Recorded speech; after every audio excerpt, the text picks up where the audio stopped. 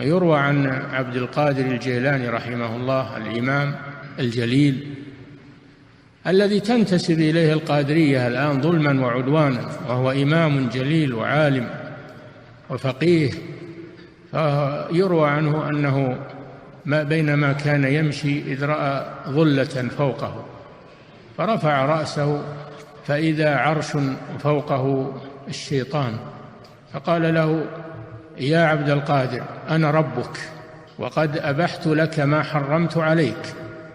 فقال له: كذبت، أنت شيطان، فإنه بعد موت محمد صلى الله عليه وسلم لا ينزل تحليل ولا تحريم. ما غره هذا الخبيث، بل إنه لفقهه ومعرفته رد عليه وقال إنه بعد وفاة الرسول صلى الله عليه وسلم انتهى التشريع، فلا ينزل حلال ولا حرام. هذا هو الفقه. ما اغتر بحالته وعبادته، نعم، ولا خدعه هذا الشيطان وظن أنه الله وأنه ربه. هذا هو الإيمان وهذا هو الفقه. نعم.